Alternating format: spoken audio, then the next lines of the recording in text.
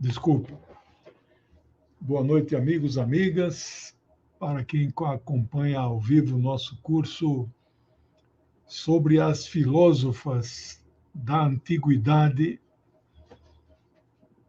agradecendo já meu amigo sempre presente, Ronaldo Glavlinski, que faz uma contribuição.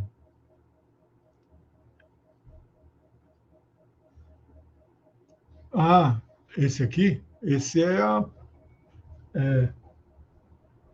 Não, esse é a primeira página. Esse aí eu consegui uma obra rara, 2 volumes de todos os artigos que aqueles 2 jovens revolucionários escreveram na Gazeta Renana. E aí quem compra esses 2 livros vem com essa capa, eu mandei enquadrar. Bonita, né?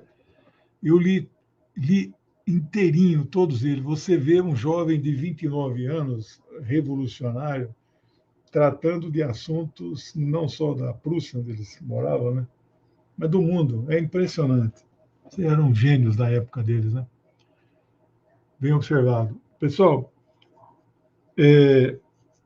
esse nosso curso está me dando um trabalho razoável, mas eu gosto desses desafios porque ontem, sábado, eu pesquisei durante 4 horas para produzir um conteúdo desta aula. Não está sendo fácil, não porque elas sejam muito difíceis e seu pensamento complexo. Você não acha nada de nenhuma destas mulheres geniais e filósofas.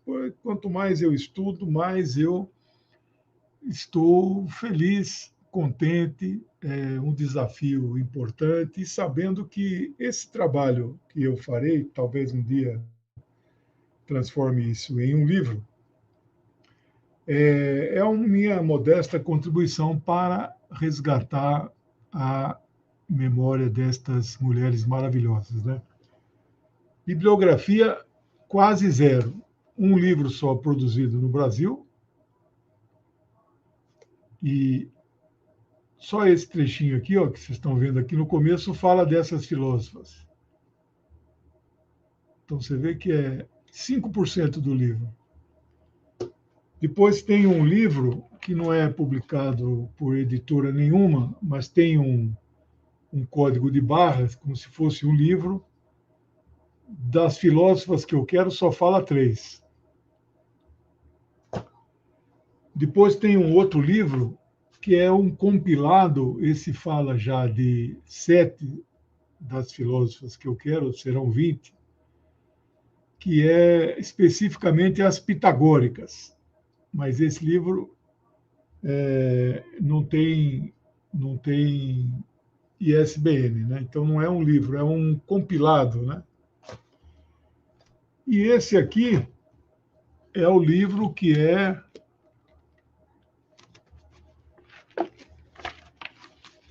eu consegui o PDF, que é o livro de referência no mundo da Ellen White, A História das Mulheres Filósofas.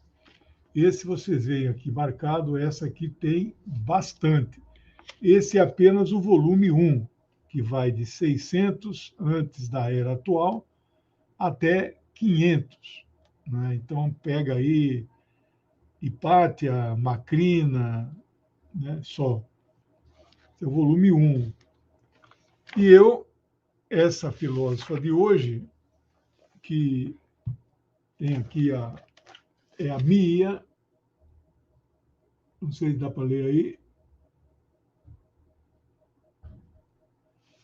Essa filósofa de hoje, no livro que é referência no mundo, nós temos 1, 2 e 3 páginas. E aí termina. Então, eu estava preocupado da aula de hoje não dar 1 hora, porque... E o conteúdo? Como é que eu falo? No entanto, eu pesquisei dezenas de, quando você joga no Google, vem, então tem que abrir um por um, garimpar, pega uma frase de um, de outro. Meu amigo Wagner Campanello, que me ajuda em algumas pesquisas, me mandou alguns trechos que ele localizou, que eu não tinha localizado. Então, aqui está, então, hoje, a aula sobre esta moça, senhora, ninguém sabe a data do nascimento nem a data da morte. Não sabemos a sua idade e pouco sabemos de sua vida. Mas tudo que tem disponível eu localizei e vou compartilhar com vocês. Eu estou falando de Mia.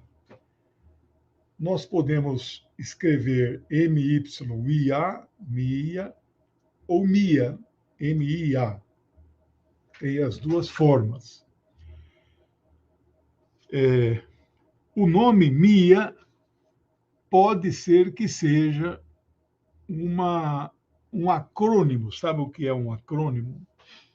Acrônimo é quando as primeiras letras de um nome é uma sigla, na verdade, né? Então, poderia ser um acrônimo do que em grego significaria música, matemática e iluminação da alma. Era esta senhora, esta moça, que quase nada se sabe dela. Se sabe que era filha de Pitágoras, com Teano. Nós vamos ver a filósofa Teano também está no meu plano. E estes música, matemática e iluminação da alma são considerados três pilares da escola pitagórica, que tinha muito de misticismo, como nós já vimos aquelas 13 escolas filosóficas da Grécia Antiga. Eu gastei 2 aulas introdutórias, portanto, hoje nós estamos fazendo a 5ª aula, mas estamos vendo a segunda filósofa. A primeira aula foi uma introdução geral, onde eu falei de todas elas, né?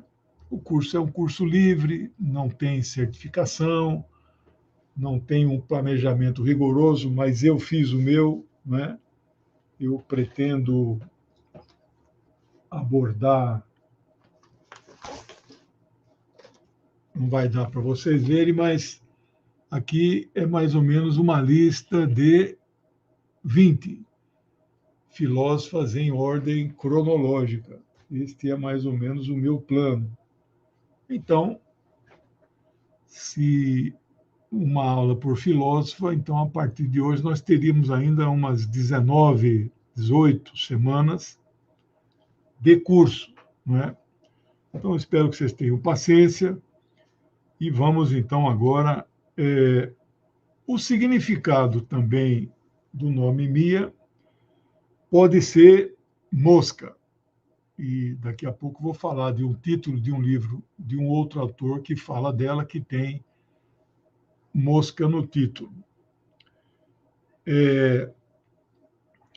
Ela viveu no século VI, nasceu e morreu no século VI, antes da Era Comum.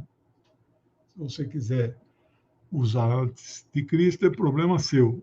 Antes da Era Comum. Essa Era Comum é a contagem, a datação histórica mais comumente usada na face da Terra. Inclusive nos países, porque é uma datação cristã, inclusive nos países muçulmanos, cujo ano 1 é o ano de 622, chamado Égira, quando Maomé sai de Meca, ele foi expulso, né, e vai para Medina. Então, hoje estaria aí mais ou menos 1400, 1401. Mas nem no mundo muçulmano eles adotam este calendário Então, é comum usar este calendário antes e depois de Cristo. Eu prefiro antes da era atual. E o que compreende o século VI antes da era atual? Como é, ao contrário, é decrescente, vai entre o ano 600 e 501. Se você escrever 601, já é século VII. É o primeiro ano do século VII antes da era atual. Então, não sabemos o período exato que ela nasceu, né? Sabemos a cidade em que ela nasceu e onde ela viveu, que era uma cidade chamada Crotone, ou Crotona, que fica, é uma comunidade italiana na região da Calábria, mas ali era uma colônia grega, né? A chamada Grande Grécia, né? Uma colônia grega. Até o chefe da escola pitagórica, que é o pai dela, Pitágoras, que teve 5 filhas, inclusive 2 ou 3 filósofas, nós veremos todas elas, e a esposa, a Teano, era também filósofa. Uma família de filósofos, né? Pitágoras viveu um período nessa cidade. Uma boa parte da sua vida foi passada nessa cidade. Ele teve uma morte trágica, segundo algumas fontes. Eu vou explicar isso depois. Consta que ela foi casada com um atleta olímpico muito famoso. Era a época das Olimpíadas. Existiam as Olimpíadas antigas, jogos realizados ali na Grécia Antiga de competição entre cidades, né? O nome do seu marido, companheiro, era Milo, então um atleta muito conhecido.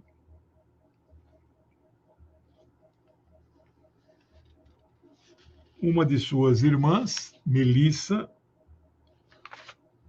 também filósofa, nós veremos aqui em nosso modesto curso de filósofas da antiguidade. Mia ela era matemática, astrônoma, né, além de filósofa. Mia acreditava que a matemática era a base da realidade e que os números eram a chave para nós entendermos o universo. Sem a matemática, não é possível compreender e entender nada.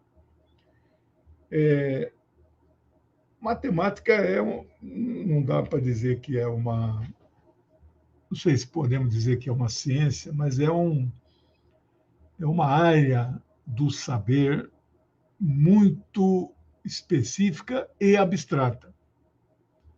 Não há grandes físicos que também não sejam grandes matemáticos. Estava agora acompanhando um canal que eu gosto muito, Mistérios do Universo, canal científico, não tem nada de místico. Eles fazem cálculos probabilísticos para apresentar uma série de possibilidades. Buraco negro, buraco branco, caminho de minhoca, dobra estelar, tamanho do universo observável, tudo isso sem matemática isso é impossível. Então, física e matemática estão muito parecidos, né? Estão muito, podemos chamar duas ciências irmãs, né? Também, além de astrônoma, seus escritos e suas observações dos movimentos dos planetas, e esta observação era a olho nu, né? O primeiro telescópio deve ser lá do ano 1600, mais ou menos, na época de Galileu, né? Mas as suas anotações serviram de base para desenvolver o primeiro calendário unificado na Grécia.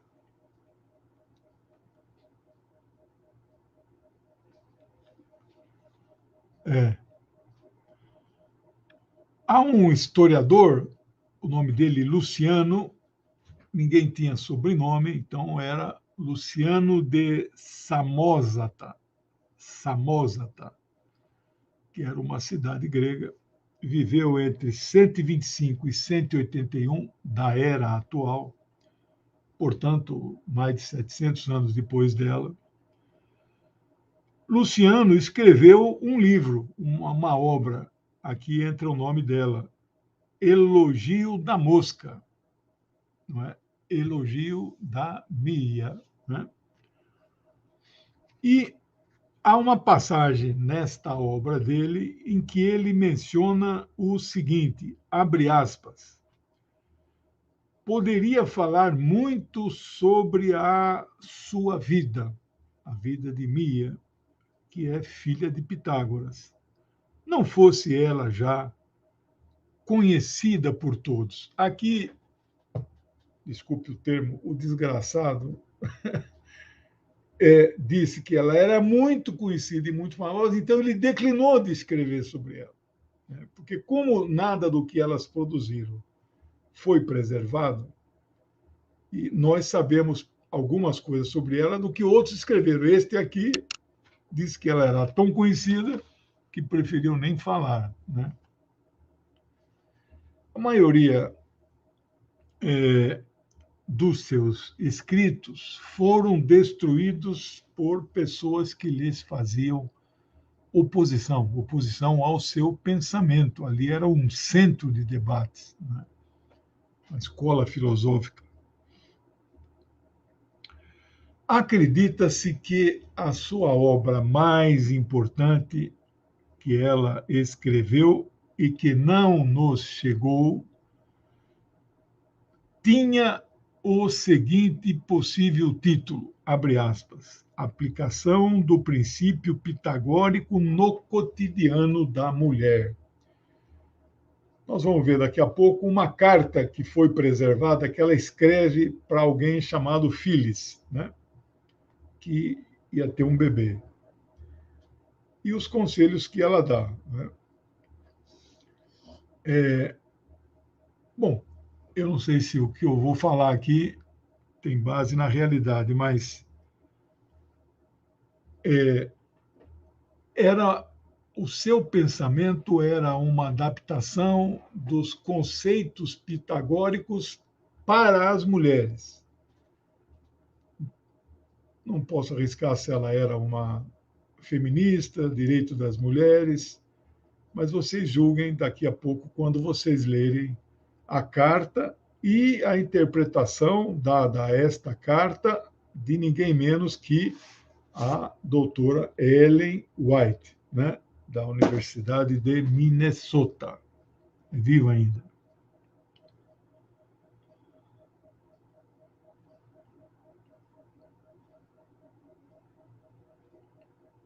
A todas as 5 filhas de Pitágoras, é isso que eu apurei, foram ensinados os ensinamentos de matemática. Mas no aspecto religioso, estas filhas desta família, fazia a opção de adorar o deus Apolo, que nós vimos na aula retrasada, quando eu falei do templo de Apolo, aonde ficava o oráculo, aula passada, desculpa, aonde ficava o oráculo de Delfos, cuja uma das sacerdotisas, pitonisa, aquela que faz previsão, oráculo, e filósofa Temistocleia, nós vimos a aula passada. Consta que Mia era profundamente religiosa, devota a este deus grego chamado Apolo. Né? Mia também ficou muito conhecida pela carta que escreveu a Phyllis. Não se sabe quem era Phyllis, Mas esta carta foi preservada, uma carta curta, eu lerei na íntegra para você, em uma tradução aproximada, tradução livre, eu não sou tradutor, da professora Ellen White. Mas é de domínio público, muitos autores traduzem esta carta, cada um com uma variante, igual aos escritos do, aqui minha amiga Maria Aparecida Conceição Prado de Camargo. Obrigado pela sua contribuição. Boa noite, mestre Legiano e demais progressistas que assistem esse canal. Mestre, essa contribuição é pelo conhecimento nosso proporcionado, muito conhecimento. Valeu, muito obrigado. Saúde e coragem sempre. Obrigado pelo apoio, pelo incentivo. As 4 horas que eu gastei preparando esta aula não foram gastos, foram investimentos. Eu nunca mais, ainda como eu escrevi, ela já está gravado aqui no hipotálamo, então já está no hard disk. Então, nunca mais eu esquecerei. Por isso tem algumas pessoas que falam, nossa, ele tem uma memória prodigiosa. Não, não, tem uma memória, todo mundo tem uma memória igual a minha. Acontece que eu escrevo. E fui aluno de Pierluigi Piazzi, 73 a 50 anos, no Anglo-Latino Tamandaré, original. Aula dada, aula estudada. Hoje, não pode dormir de um dia para outro, porque se estudar no dia seguinte vai perder coisas que o professor falou, né? Então, bem, essa carta, ela, então, descreve as necessidades de um bebê, que devem ser satisfeitas com harmonia. Então, ela preocupa-se com os bebês. Ela recomenda moderação na alimentação, no vestuário e também na higiene, né? Quero ler para vocês aqui a carta.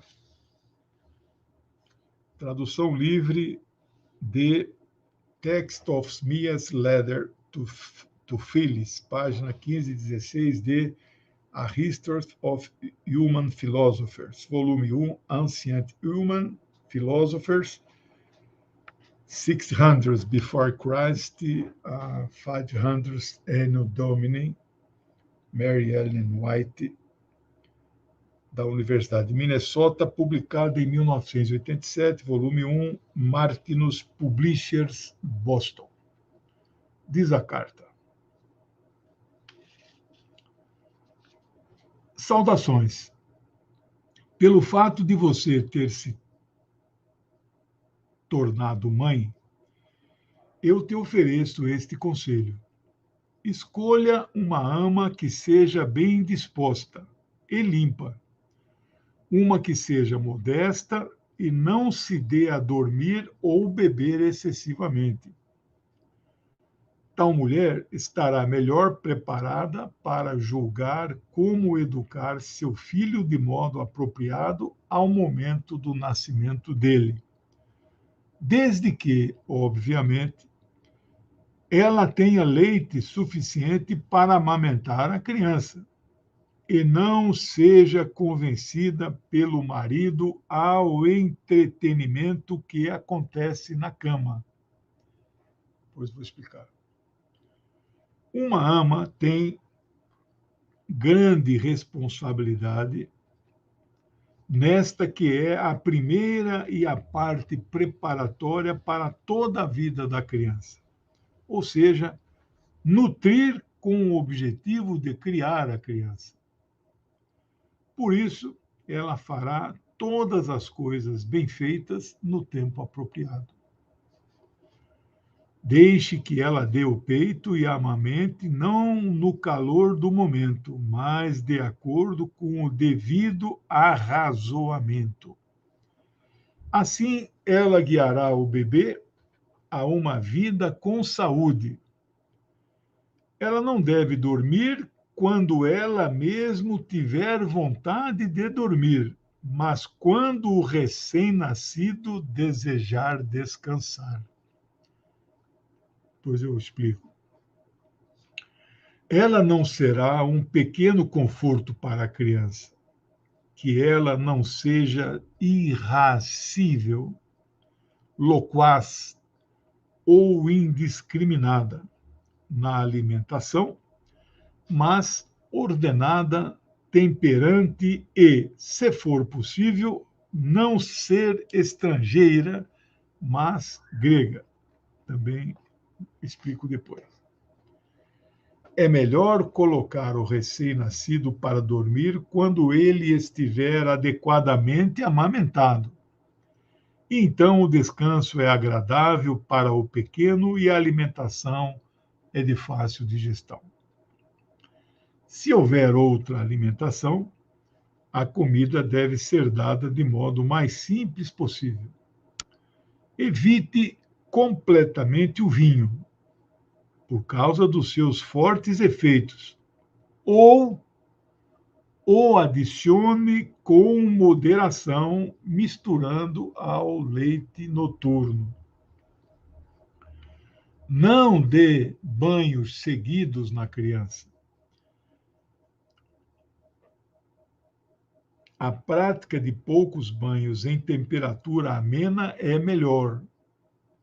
Soma-se a isto que o ar deve ter um equilíbrio adequado de calor e frio, e a casa não deve estar muito úmida ou muito fechada. A água não deve ser dura nem macia. Aqui o dura não entendi. Pode ser problema de tradução. E as roupas de cama não devem ser ásperas, mas tocar agradavelmente a pele. Em todas estas coisas, a natureza anseia pelo que é apropriado, não pelo que é extravagante. Estas são as coisas que parecem ser úteis a lhe escrever neste momento. É o que espero, apoiada em cuidados que seguem um plano. Com a ajuda da divindade, nós providenciaremos conselhos realizáveis e apropriados, concernentes à educação da criança, novamente mais tarde. Fecha aspas, terminou a tradução livre. Aqui, 3 observações. Quando ela fala convencida pelo marido ao entretenimento que acontece na cama. Então, de preferência que, enquanto ela cuida da criança, o marido não faça sexo com a ama de leite. Né? Outra observação: a ama dorme quando a criança dorme. A ama não pode dormir quando ela tem sono, porque pode acontecer de ela estar dormindo e a criança acordar. Né? E a terceira observação é, de preferência, que ela seja grega, porque alimentará a criança dentro dos costumes da Grécia. Né? Muito sábia, né, esse conselho. Né? E aí, veja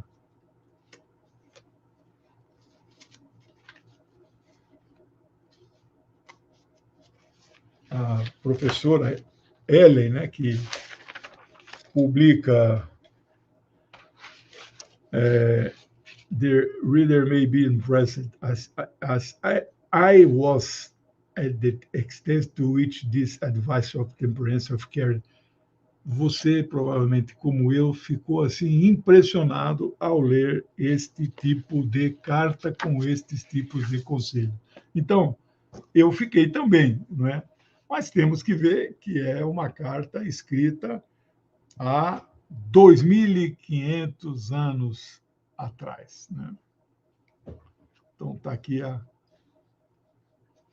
Por que outras obras delas não preservaram? Não é só porque foram destruídas. Elas podem até não ter sido destruídas e ficavam em uma gaveta, as pessoas escreviam em papiros. Papiros não duram para sempre, viram pó.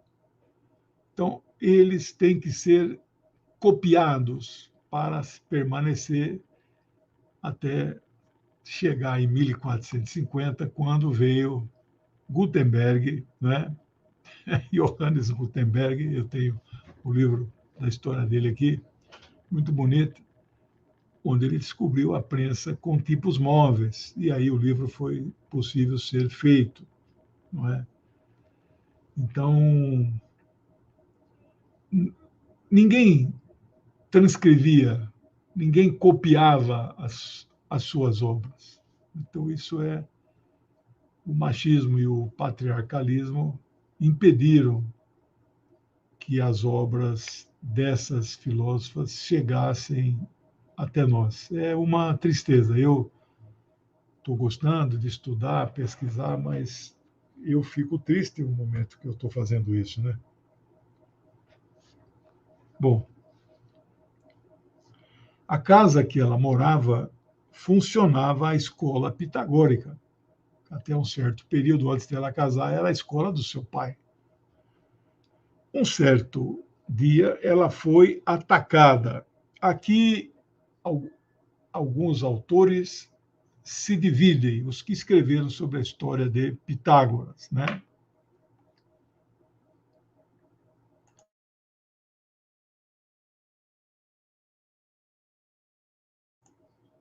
Uns dizem que neste ataque na casa morreram 38 pitagóricos. Obrigado, Paulo, pela contribuição aí.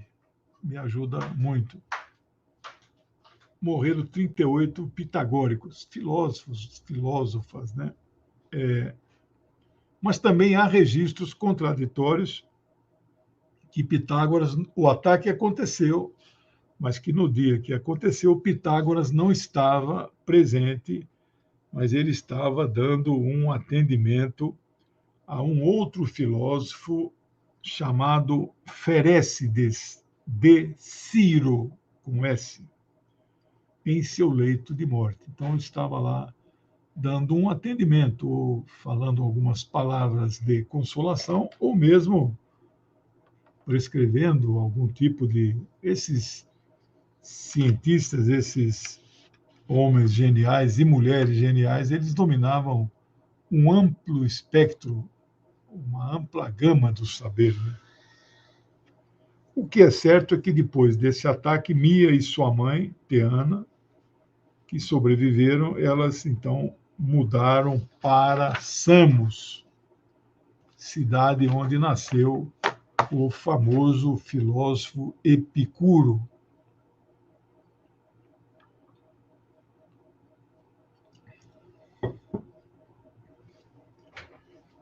A professora Ellen White prossegue nas páginas 16 e 17, analisando a carta, nesse seu conceituado livro de referência.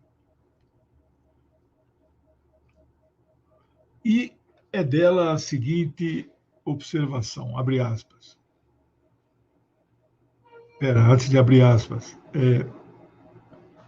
que essa carta de Mia a Phyllis parece argumentar que, abre aspas, aí sim, um recém-nascido deseja naturalmente o que é adequado às suas necessidades, e o que ele precisa é de moderação, nem pouca, nem muita comida, fecha aspas. Que é o que Mia prescreve, moderação, né? Harmonia. Mais adiante, a professora Ellen vai comentar sobre outros aspectos da criação do bebê. Há conselhos sobre roupas, temperaturas ambientais, etc. E conclui, abre aspas, a sugestão de Mia é que o recém-nascido deseja naturalmente moderação em tudo, e ele mais se beneficia com tudo isso. Então, essa é a conclusão da autora do que é aí o livro referência das filósofas. Mia também era considerada uma grande poeta, poetisa. Oh, obrigado. Hora do cafezinho, para segurar aqui a fome. mas, infelizmente, nenhum dos seus poemas foram preservados. Como ela participava da escola pitagórica, que muitos consideram também como uma seita que cultuava uma outra deusa, além do Apolo, aí a deusa mulher, chamada Deméter. Ela é a deusa da colheita e da fertilidade. Ela orientava as mulheres virgens da cidade a cultuar esta deusa para que tivessem muitos filhos. Em função disso, além de filósofa e poetisa, alguns autores a consideram uma sacerdotisa do culto à deusa Deméter.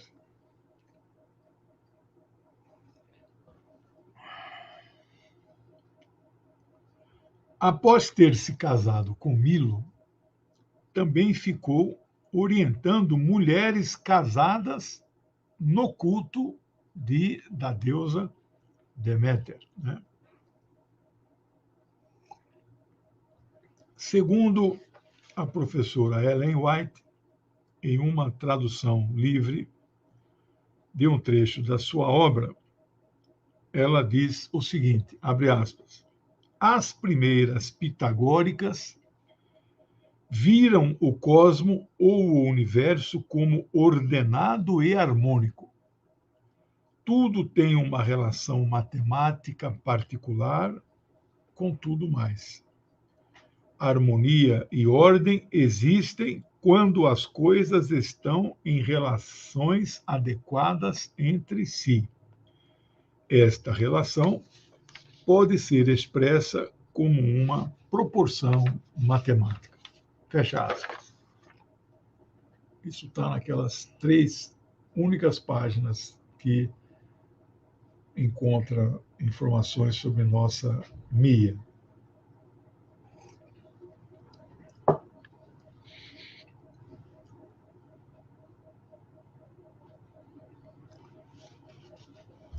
Eu localizei um texto aqui de Gisele Vale dos Santos, publicado em uma revista chamada Revista Ideação, número 42, de julho de 2020, que é uma revista da UniOeste do Paraná. E extraí deste artigo, não é longo nem curto, 16 páginas, extraí a seguinte, destaquei a seguinte frase, aspas, é dentro dessas propriedades que o pensamento de Mia deve ser analisado. Tais propriedades parecem se encerrar em uma descrição cosmológica ou mesmo epistemológica.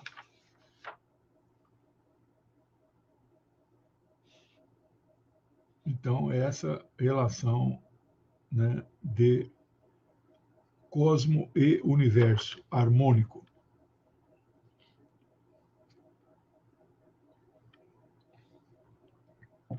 Um dos pais da Igreja Católica, Clemente de Alexandria, conheço bem o trabalho dele, porque eu também estudo esses primeiros, é a chamada fase patrística, não é?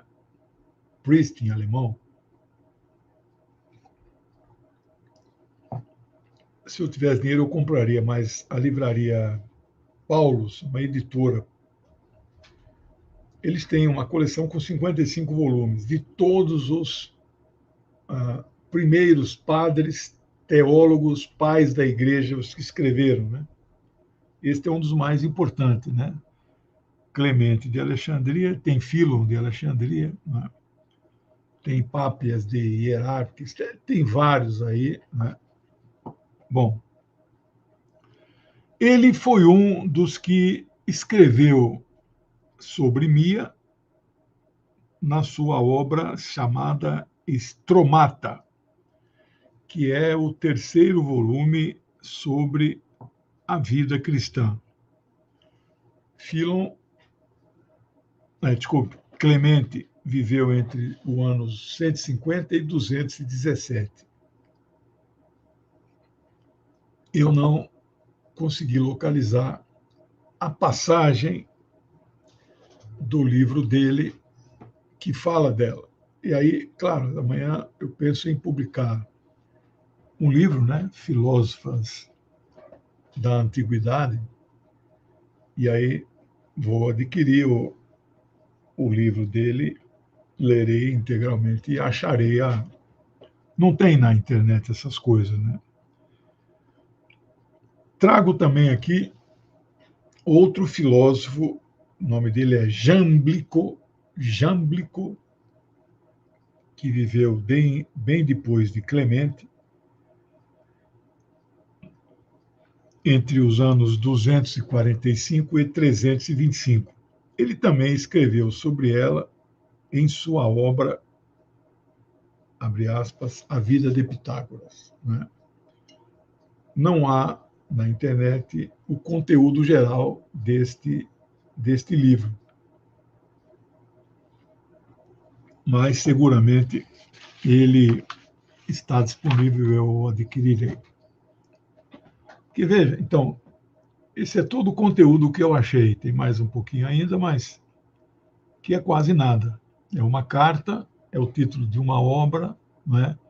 E é algumas preferências dela sobre seus estudos e pesquisa. Nada mais. Então, localizar essas duas obras e aquela do Luciano, de Samóstrata, enriqueceriam, né, um futuro capítulo de um livro em que falasse dela. Aliás, eu tive dificuldade em achar uma imagem dela. A única imagem que eu achei que poderia ser atribuída a ela, mas também não é certeza, foi essa imagem. Isso me dá uma tristeza no coração muito grande, viu?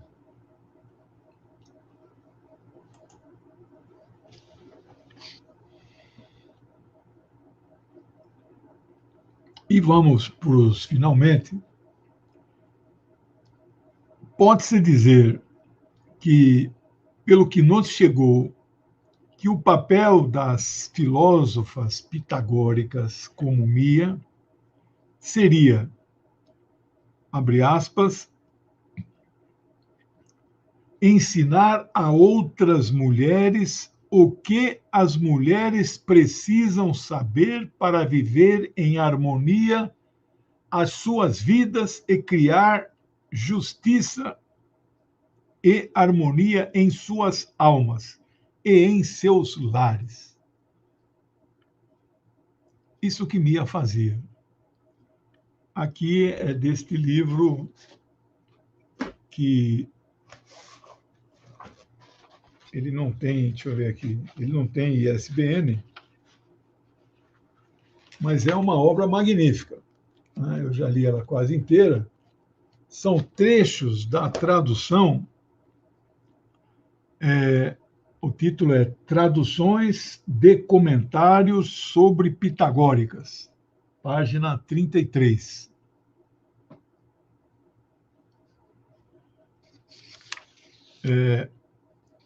Então, finalizo. Veremos mais sobre filósofas pitagóricas e suas cartas nas próximas aulas, quando estudaremos Teano, Melissa,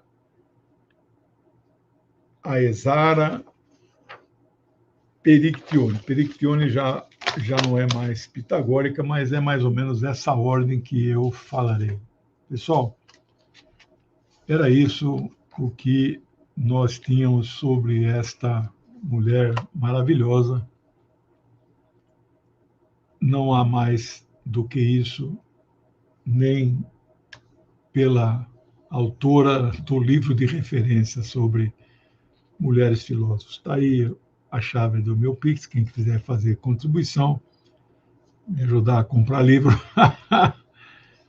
E meu WhatsApp, quem quiser mandar um oi, quem não está ainda na minha lista, não sei se todos vocês sabem, mas eu estreiei segunda-feira um programa na TVT, esse é o meu Zap, um programa diário das 10h30 às 11h.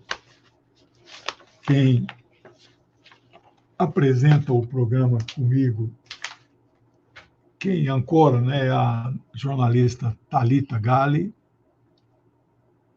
É isso, Gerudo, um apagamento, uma invisibilização impressionante.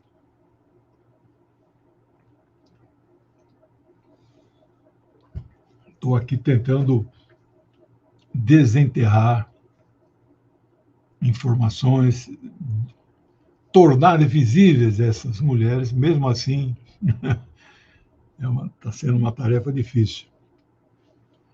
Eu convido vocês a assistirem.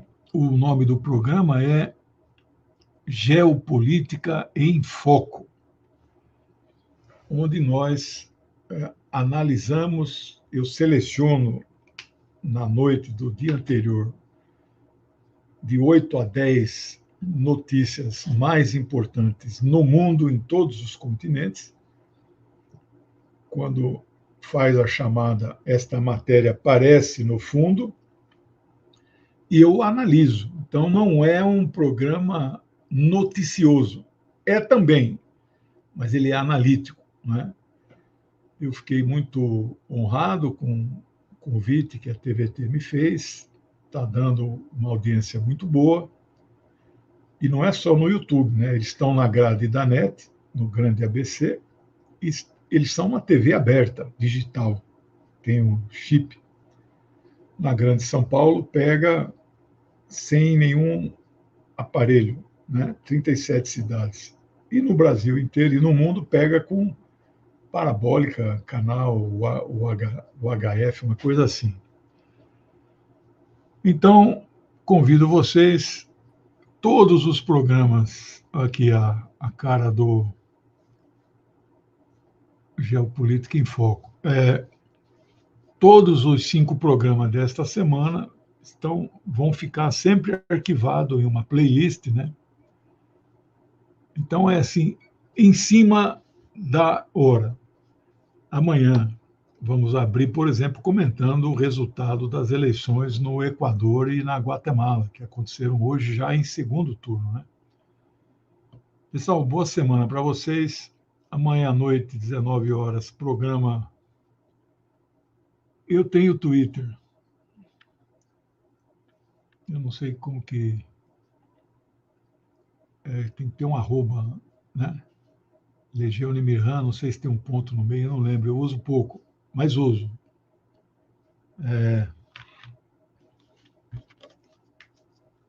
Fábio, beleza. Obrigado. Twitter. Tem um arroba na frente, né? L maiúsculo, Legeune Mirhan, tudo junto. Nossa, tenho quase 3.000 seguidores aqui. Não... Eu publico links dos meus cursos, entrevista, cards, né? Eu não... Twitter e Instagram eu não desenvolvo muito, né? Eu ainda sou da geração Facebook, né? E...